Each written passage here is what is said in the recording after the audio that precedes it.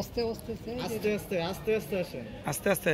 এই মাথা উঁচু করেন, দাঁড়ান দাঁড়ান ভাই। কালো গেঞ্জি মাথা উপরে উঁচু করে সামনে তাকাইতে হবে, সামনে তাকাইতে হবে। না আগা আগা এই দাঁড়ান, আগে দাঁড়ান, আগে দৌড় দিয়েন না।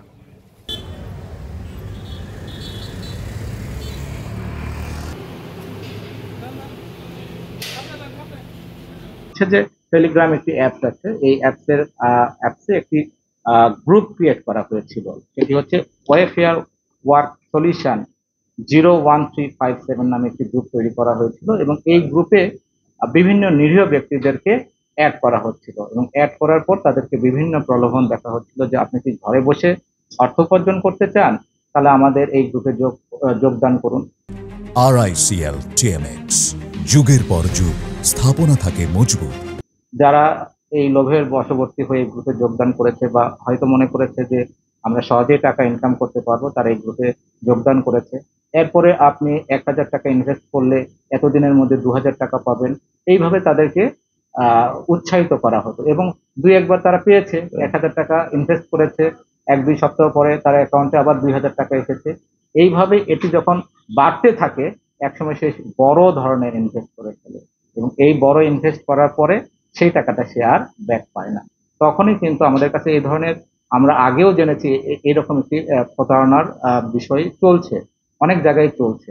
গত 19 তারিখে যখন আমাদের কাছে একটি অভিযোগ আসলো এবং একটা মামলা দায়ের হলো, এরপরে কিন্তু আমরা এই বিষয়টা নিয়ে কাজ করতে শুরু করেছি, এবং আমরা অলরেডি 5 জনকে অ্যারেস্ট করেছি। তো তদন্ত অব্যাহত থাকবে। আর মেট্রোপলিটনের নর্থ এবং সাউথ দুটি এই অংশেরই টিম বাহিরে আপনার অভিযানে ছিল। গতকাল গভীর রাতে, অর্থাৎ দিবাগত রাত 12টার পরে, 24 তারিখই পরে,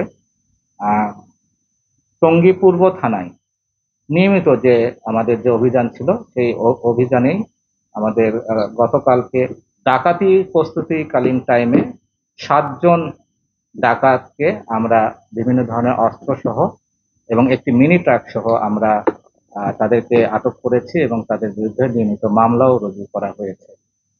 এবং একই সাথে ডিবি এই নর্থের অভিযানে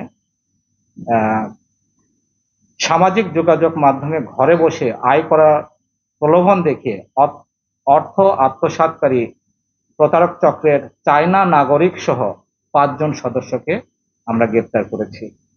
আপনারা হয়তো অনেকে অবগত আছেন, কারণ কিছুদিন আগে গত 19 তারিখে একটি মামলা হয়েছিল। জনৈক একজন অভিযোগ করেছিলেন যে টেলিগ্রাম অ্যাপস এর মাধ্যমে প্রতারণা করে তার বেশ 38 লক্ষ টাকা আত্মসাৎ করা হয়েছে।